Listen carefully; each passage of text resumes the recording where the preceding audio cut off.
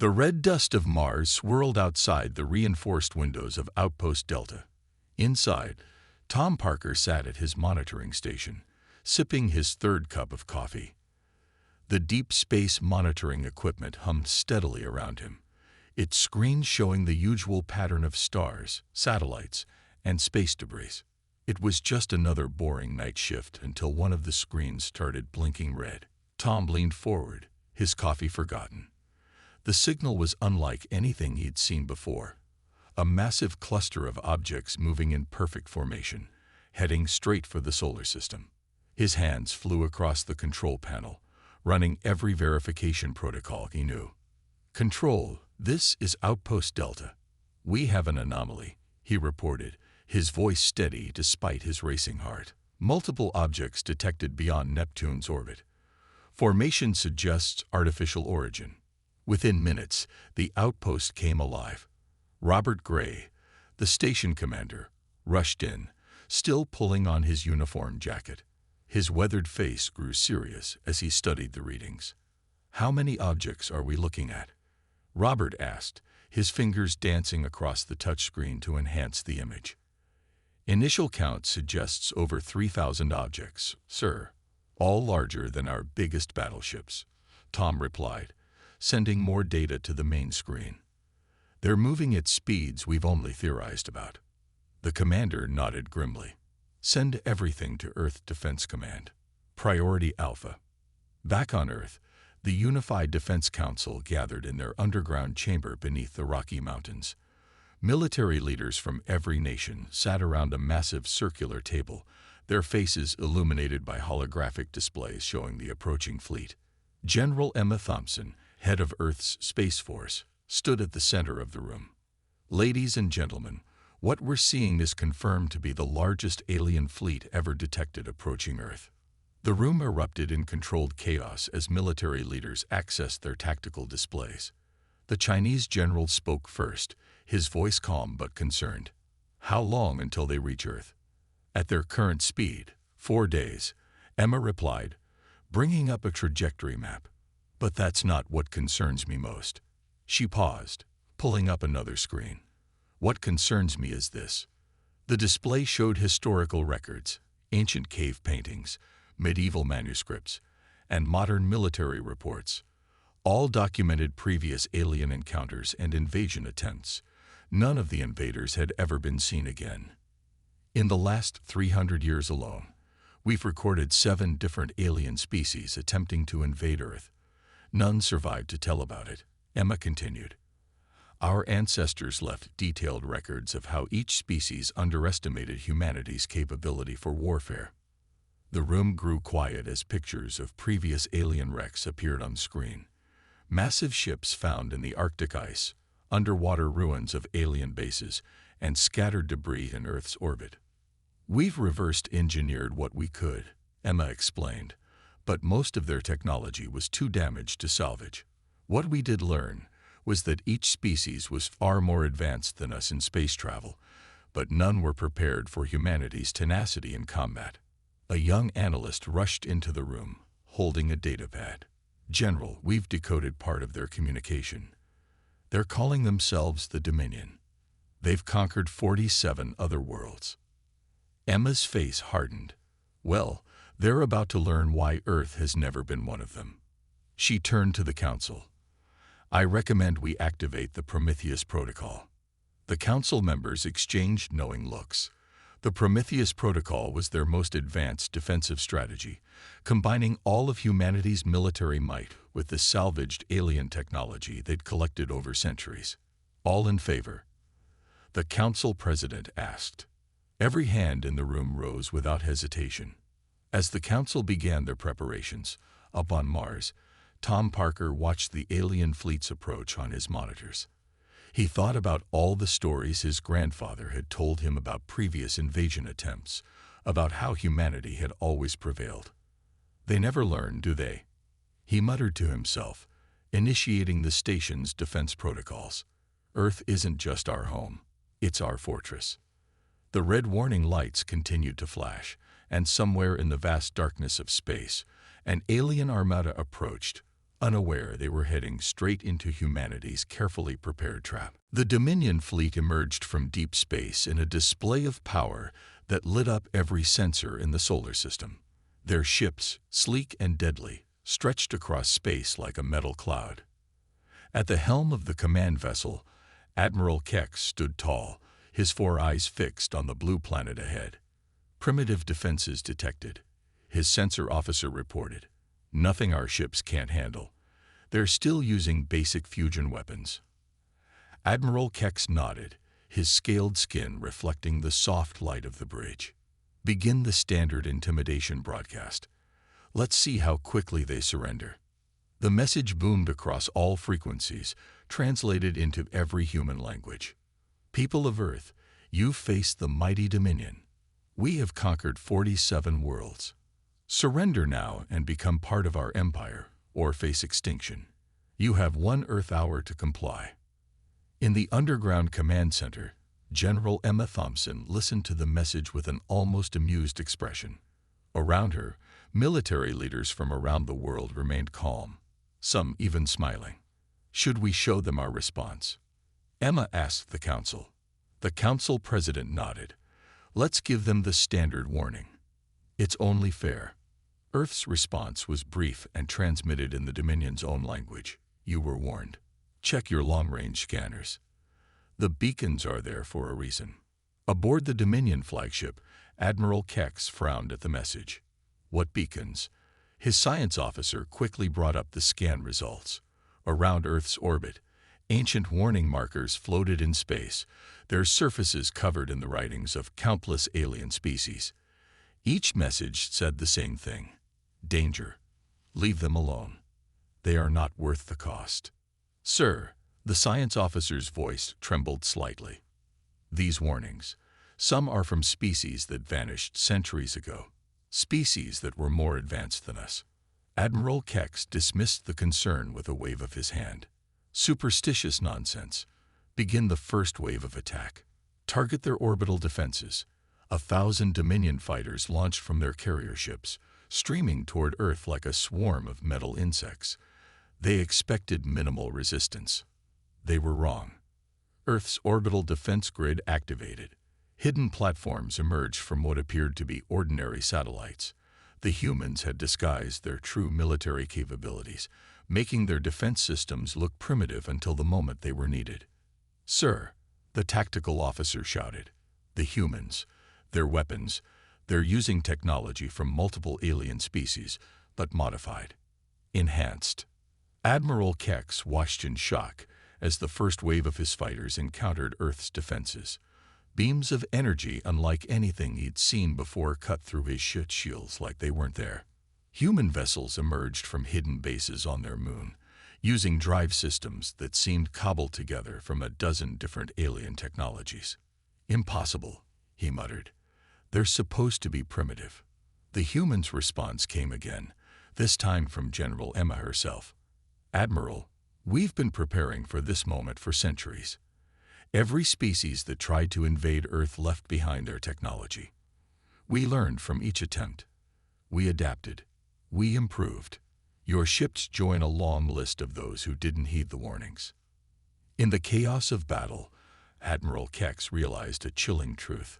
The humans hadn't just survived previous invasion attempts. They had grown stronger from each one. They had taken the weapons used against them and turned them into something new, something more deadly. "Pull back the attack force," he ordered. "Regroup at the outer system edge."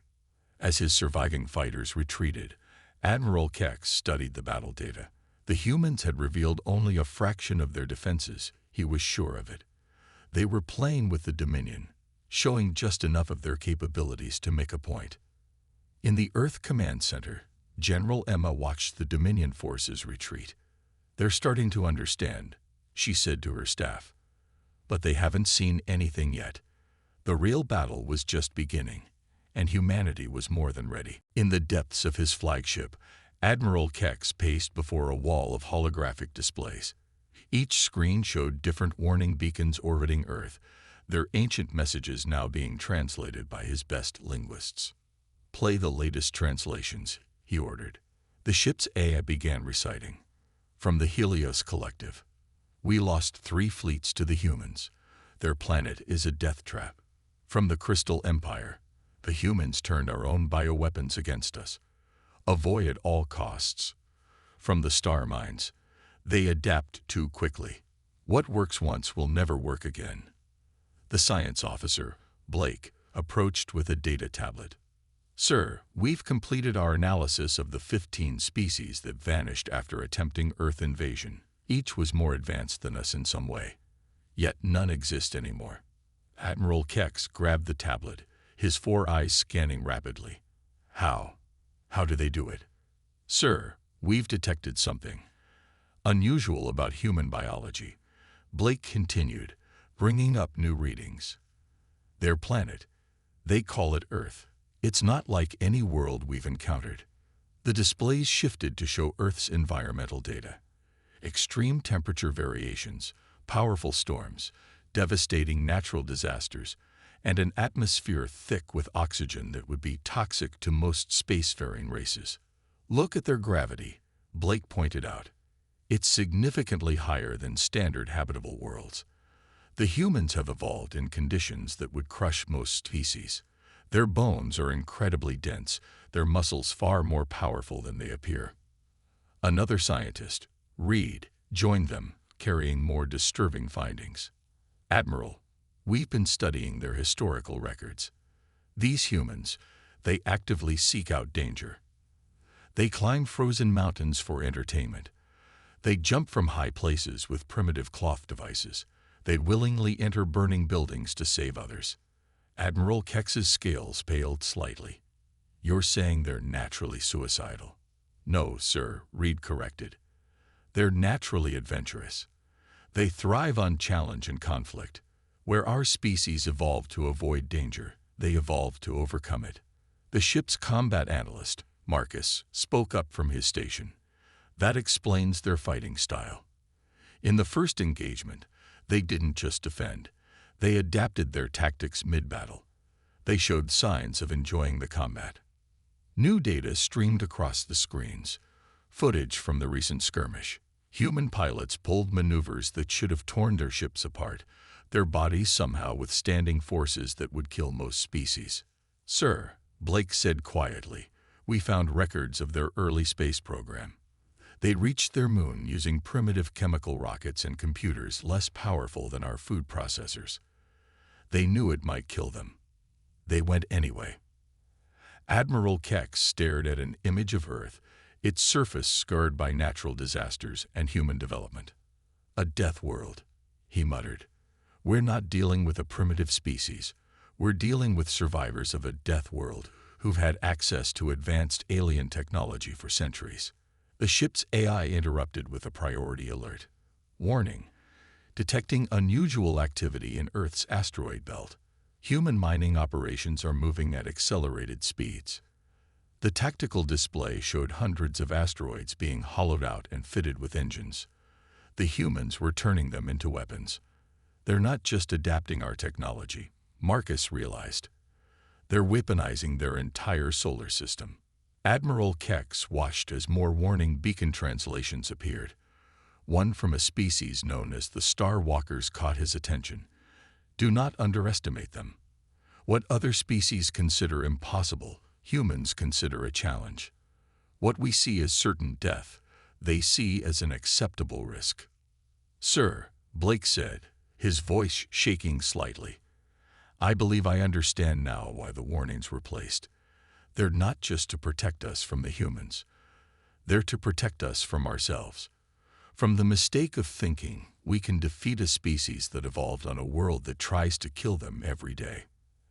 Admiral Kex nodded slowly, his military confidence giving way to a new emotion. Fear. The humans weren't just another species to conquer. They were the ultimate survivors, and his fleet had just given them a new challenge to overcome. The Dominion's research vessel Truth Seeker orbited cautiously at the edge of the solar system. Inside its main laboratory, the chief researcher David worked tirelessly, surrounded by holographic displays showing human biological data. Play research log entry, David commanded, his eyes never leaving the stunning results before him. Research log, Day 4 of Earth observation. What we've discovered about humans defies everything we know about evolved species. Their planet isn't just dangerous. It's a cosmic anomaly of survival conditions. He pulled up a comparison chart showing various alien species alongside humans. Their bones are denser than structural steel. Their muscles can adapt and grow stronger with use. They can survive massive blood loss and continue fighting. But that's just the beginning. In another part of the ship, the cultural analyst Mary studied thousands of hours of human entertainment broadcasts. Her report to Admiral Kex was equally disturbing. "Sir, they have something called action movies where they simulate extreme violence and dangerous situations for entertainment. Their children play games pretending to be warriors. They willingly jump out of flying vehicles for sport." Admiral Kex watched the footage with growing concern. "Show me their survival capabilities." The screens filled with images of humans in extreme conditions, surviving in frozen wastelands, crossing burning deserts, living underwater, scaling vertical cliffs without equipment. "They can adapt to almost any environment," Mary continued. "They can survive temperatures that would kill most species. They can go days without water, weeks without food. Their bodies can heal from injuries that would be fatal to us." The ship's combat analyst joined them, bringing more disturbing news. "Admiral, we've analyzed their military history. They've never achieved unity through peaceful means. Every major advancement came through warfare. They've turned killing each other into a science." On the main screen, human military evolution played out, from simple spears to nuclear weapons, from basic armor to powered exoskeletons, each advancement more deadly than the last. "But here's what's truly terrifying," the analyst continued. "They learn from every conflict. Their weapons evolution isn't linear, it's exponential. They take ideas from their entertainment media and turn them into real weapons." In the medical lab, another researcher named John called for attention. "Sir, you need to see this. We've been studying their physical resilience wrong. Look at their pain response." The display showed human neural patterns during injury. Other species avoid pain. Humans, they can choose to ignore it. They have something called adrenaline that lets them fight even when critically wounded. Admiral Kex watched in silence as more data poured in. Humans running on broken legs, humans fighting with severe injuries, humans surviving conditions that should be lethal. "There's more," John added. "They can eat almost anything. Their digestive system can adapt to new foods that would poison other species. They can even digest substances that are toxic to most life forms." Mary pulled up more cultural data. "They have competitions where they voluntarily fight each other. They call it sports, but many of these activities would be considered brutal combat on other worlds." The final piece of data made Admiral Kex sink into his command chair. "They're not just dangerous because they're strong," he realized. "They're dangerous because they never stop trying to become stronger." The screen showed humans in laboratories, studying alien technology, improving it, combining different alien technologies in ways their original creators never imagined. "Sir," David said quietly, "I believe we now understand why the previous invasion attempts failed. The humans don't just fight back. They take whatever you use against them and make it better. Each defeat makes them more dangerous." Admiral Kex stared at an image of Earth, seeing it with new eyes. It wasn't just a planet. It was a fortress, created by nature and reinforced by its inhabitants over millions of years of evolution. "We're not fighting a primitive species," he concluded. "We're fighting the ultimate survivors. And we just gave them a new reason to improve their weapons." Against Admiral Kex's direct orders, Commander Ray of the Dominion's 3rd Strike Force decided to attack the human Mars colony. He believed a quick victory over civilian targets would prove humans weren't as dangerous as the warning suggested. "Launch the attack," Ray ordered from his command ship. "Show these humans what real power looks like." 500 Dominion warships descended on the Mars colony, their weapons charged. The colony looked defenseless, just a collection of domes and tunnels housing what appeared to be miners and scientists. The first shot never reached its target. Hidden defense systems activated across the Martian surface. What the Dominion had assumed were simple mining lasers transformed into deadly defense weapons. Regular transport vehicles split apart to reveal heavily armed gunships. "Sir," Ray's tactical officer shouted. "The humans, they've weaponized their entire colony.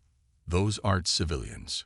On the Martian surface, Bill, who moments ago appeared to be a simple miner, now stood in a powered combat suit. "Mars Defense Force, engage Protocol Titan," he commanded. Around him, hundreds of other civilians activated similar battle gear. The colony's chief engineer, Pete, spoke into his communication device. They fell for it. "Activate the tunnels." The Martian surface seemed to come alive. Hidden hangar doors opened across the planet's surface, revealing squadrons of fighters that had been waiting for this moment. What the Dominion thought was a primitive mining operation was actually one of humanity's largest military installations. Commander Ray watched in horror as his ships were caught in a carefully planned trap. Impossible. Their weapons, they're using technology from a dozen different alien civilizations. "Sir," his sensor officer reported, panic in his voice. "Those mining tunnels, they're not just tunnels. They're mass accelerator weapons." The ground beneath the colony erupted as massive railguns emerged, firing projectiles at speeds that turned simple rocks into planet-killing weapons. The Dominion ship shields, designed to stop energy weapons, proved useless against chunks of Martian iron traveling at relativistic speeds. From his combat center inside the colony, Pete grinned as he activated more defenses. "You'd think they'd have learned by now. Everything humans build has at least two purposes, and one of them is always a weapon." The Dominion forces found themselves caught between the colony's defenses and the asteroid belt, where more surprises waited.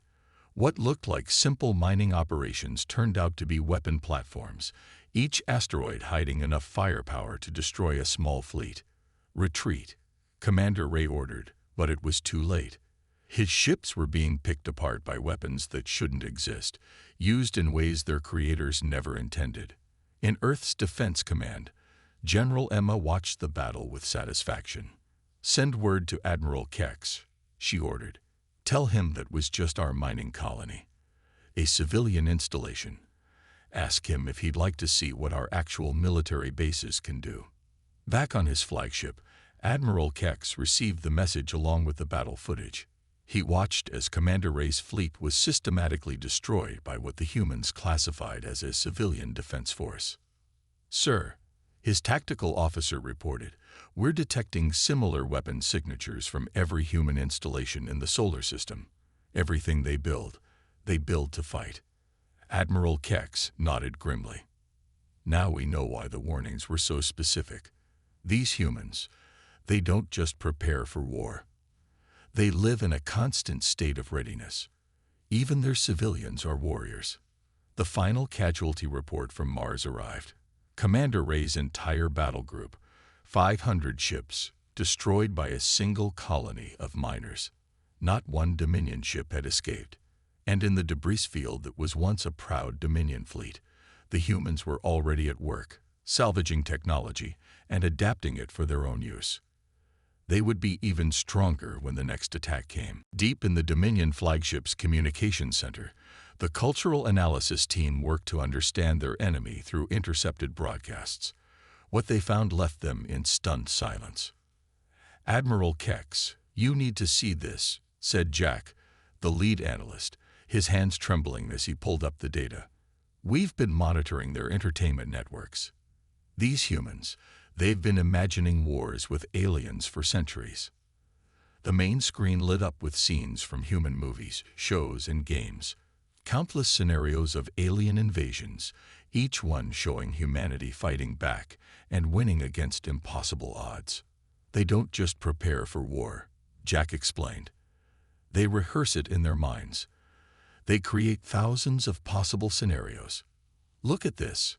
He played footage from what humans called video games, interactive simulations where they practiced combat for fun. Children as young as 10 Earth years old were learning complex battle strategies through these games. Admiral Kex watched in growing horror. They train their young through entertainment. "It's worse than that," said Lisa, another analyst. "We found their military training simulations. They're nearly identical to their entertainment. The line between their games and their actual war preparation is almost non-existent." The screens showed more. Human sports events where they voluntarily engaged in controlled combat, action movies that served as unofficial battle training, and survival shows that taught advanced wilderness skills to the general population. "Sir," Jack continued, "we discovered something even more disturbing. Remember those warning beacons? Humans have been studying them for centuries. But they didn't just read the warnings. They used them as a challenge list." He brought up classified human military documents. Each previous alien invasion attempt was cataloged, studied, and used to develop new weapons and strategies. Every time someone tried to invade Earth, the humans got stronger, Lisa added. They take defeated alien technology and improve it. They've been doing this for hundreds of years. Another analyst, Mike, rushed in with fresh data. "Admiral, look at their fiction writers. For centuries, they've been imagining and documenting exactly how to defeat species like us.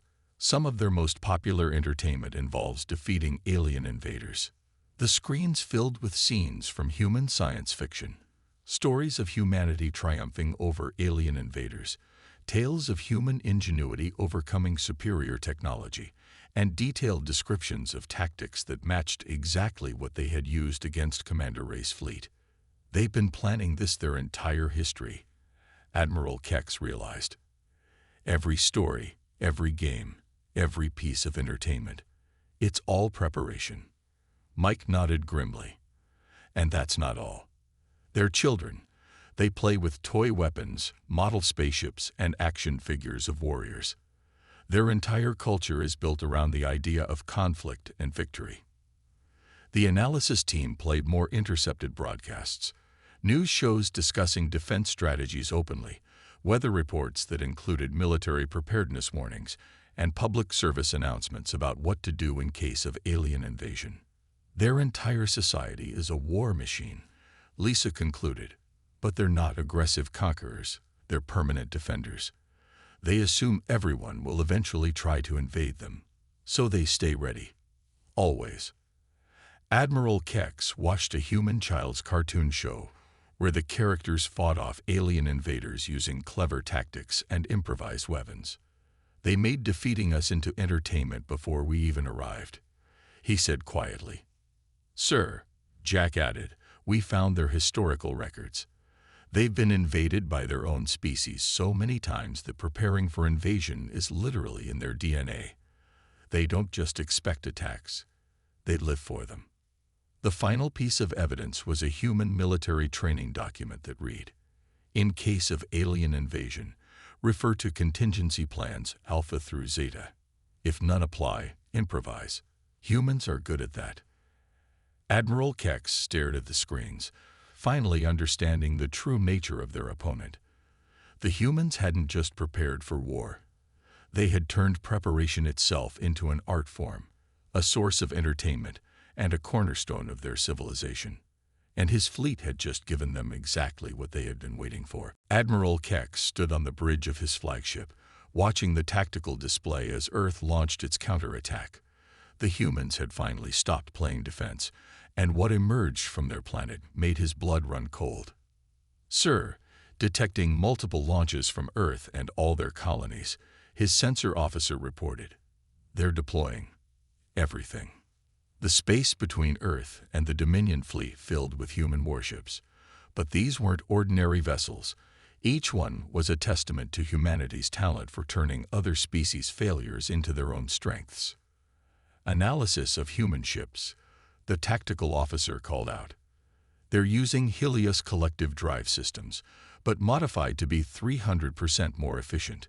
Crystal Empire shield technology, but reconfigured to absorb energy instead of deflecting it. Weapons we've never seen before. Combinations of tech from dozens of extinct species. From his command chair, Admiral Kex watched the approaching human fleet. Send the general order. All ships prepare for long-range engagement. Sir, his communication officer interrupted. Incoming transmission from Earth Command. General Emma's face appeared on the main screen. Admiral Kex, this is your final warning.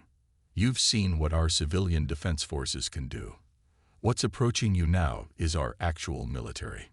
Behind her, Kex could see displays showing thousands of human ships, each one a unique combination of salvaged and improved alien technology. They had taken everything their previous attackers had used against them and turned it into something new, something more powerful. We're detecting weapon signatures that don't match any known configuration, his science officer reported, fear evident in his voice. They're not just using alien tech, they're using it in ways it was never designed for. The human fleet split into attack formations that seemed chaotic at first, but revealed themselves to be perfectly coordinated.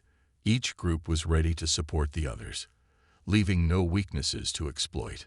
Sir, his tactical officer said quietly, if they attack, our simulations show we have no chance of victory. Their weapons are designed specifically to counter our defenses. Admiral Kex rose from his chair, his decision made. Send to all ships. Initiate immediate retreat. Full power to engines. We're leaving this system. As the Dominion fleet turned to flee, they detected one last launch from Earth. A small probe shot past them, taking up position at the edge of the solar system. It's another warning beacon, the science officer reported. But this one's different.